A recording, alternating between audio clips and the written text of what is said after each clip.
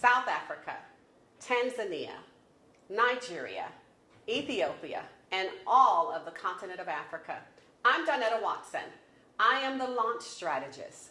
I teach entrepreneurs how to successfully launch their businesses. And today, I'm going to be sharing secrets from America with you.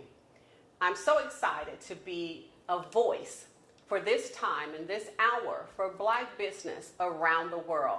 See, I'm part of an amazing movement called the Black CEO Organization. And the Black CEO Organization is currently in Cape Town, South Africa. So I'm going to shout out to my group in Cape Town.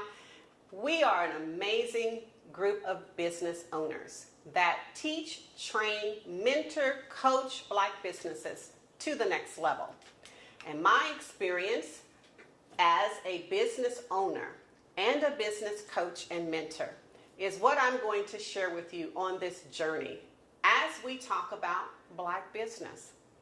And not the traditional format of Black business, but business that creates opportunities for business owners. Business that we call wealth-based business. And business that we call legacy businesses. Legacy businesses that you can pass on to the next generation. And they'll be happy to have the business because the business will not be passing on debt. And so as we take these days together, I'm going to share more and more about who I am and what I do. But today my mission is to just say hello and to share with you some business concepts that I think would really impact you, a business owner.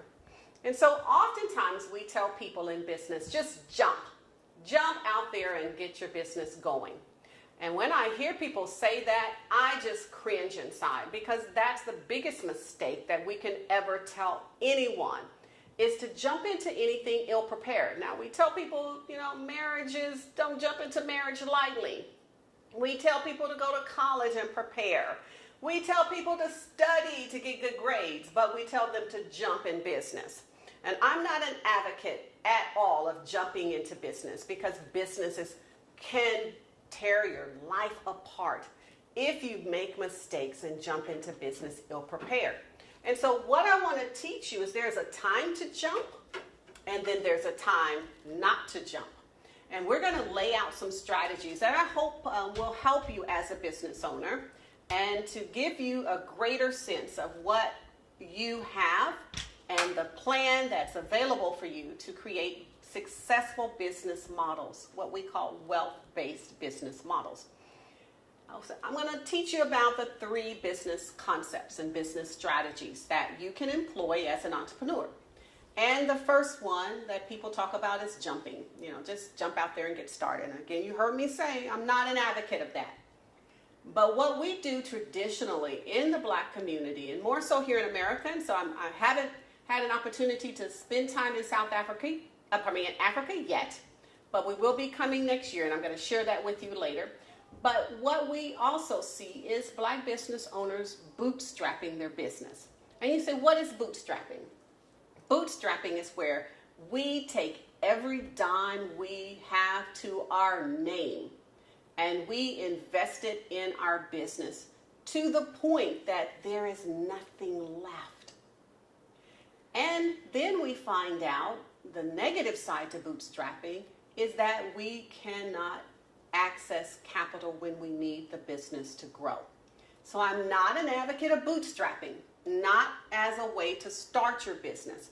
I am totally against bootstrapping, and I'm going to share with you more on this journey. Why? And then there's a concept that I am an advocate of because I did it myself. And it's called the Tarzan theory. And so we're not making fun of the show Tarzan, but all of you should know who Tarzan is because we do here in America. Tarzan, when he wanted to get somewhere, he would jump up into the tree and grab a hold of a vine. And he would swing on that vine to increase his momentum. And then he would propel himself to the next vine and do that process again. He would swing and sway until his momentum was high enough to where he can project himself onto the next vine. There's a science theory around projecting, and so we're going to talk about that later on as well. But then he would grab a hold of the next vine, and he would hold it securely until he was ready to go to the next one.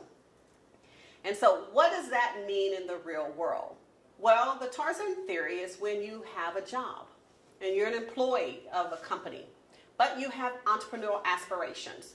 And what we ask you to do is to do the Tarzan theory. Hold on to the vine that you have until it is time for you to swing into the next thing. So you don't just jump out there in business. The vine that you have, the job that you have, is what you will use to create revenue for the business future that you're going to walk into. So when I was desiring to go into business, I was a management statistician for the federal government.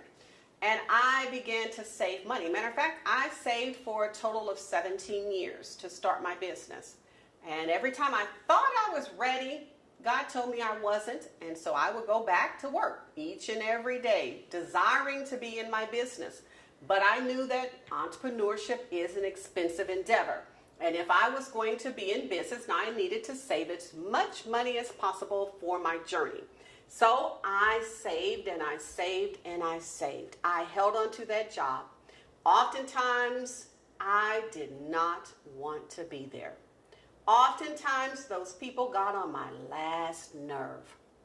Oftentimes, I wanted to tell them where to take that job and shove it. But I didn't, because I was on a journey. I had a plan, and I was working toward the plan, and I needed as much money as I can set aside in my little savings account for the future. And I did everything I could to make sure that I maximized those savings opportunities so that when I was ready to go, the government would give me my money and pay me to start my own business. And it happened just like that. I worked 17 years for the federal government, and one day my director came in and said they're reconstructing the government, and we knew something was going on, and we knew there was something happening, but we didn't know it was happening to us. And so he made that announcement that the office was closing. Now, half the room broke out in tears, but I sat there hearing God tell me, now it's time. You see, preparation always meets opportunity on the road. And I was serious about preparing myself. I went back to school. I had a master's degree, but I went to business school because there were things I didn't understand about business. And I knew that in order for me to be successful in business, I needed to study business.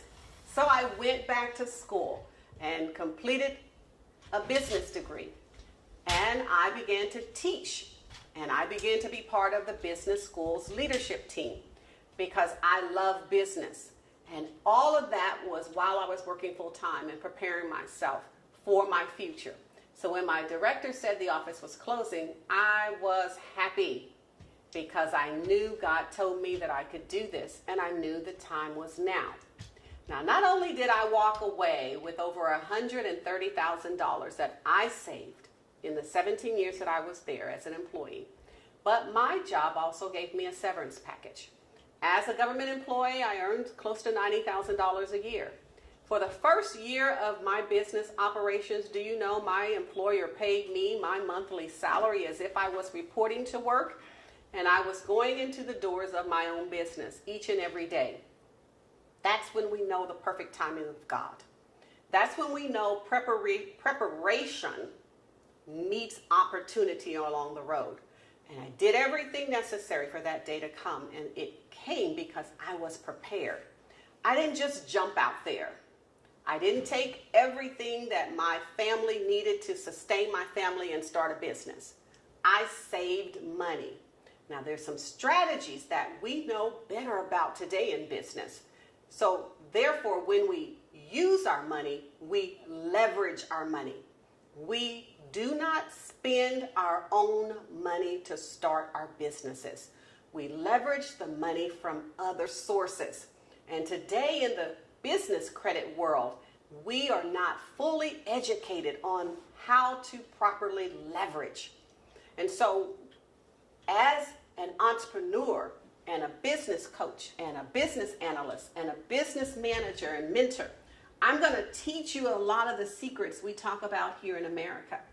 And some of you may already know some of these secrets. And so you're going to reach out and send New Africa TV some messages if there's things that you know that coincide with what I'm going to share with you in business. And so we don't bootstrap, we leverage. And so the proper business concepts that we need to put in place, yes, there is a time to bootstrap. Yes, there is a time for the Tarzan theory. And yes, there's a time to jump. But I'm going to teach you when to put them in the right order. See, we will do the Tarzan theory first. We'll stay on that job. We'll be excellent employees, because if you're not faithful over another man's work, then God will not bless you with your own. So we be faithful employees on that job. We show up on time. We do our job with excellence. And we do all the things necessary to get ourselves ready for our own future. Because who you are at that company is who your employees are going to be when they show up at your company. So watch what you sow. So we start with the Tarzan theory, saving as much money as possible. And when it is time for us to open our business doors, we take the money that we have set aside and we bootstrap. But we don't spend our money. We leverage our money. We use it as collateral. We put it in different types of interest-bearing accounts, and we borrow against it so that once the business is up and going and the loan is paid off, you still have your money. So that's the bootstrap technique that you use. That's technique number 2. Again, the first one is the Tarzan. The second one is bootstrap with leveraging. And then you're ready to jump out there into your business. You've established your business capital expenditure account to take care of the monthly expenses for the business. And then you're ready to jump into the business. That may take several years to get ready. So that's why we say preparation is important.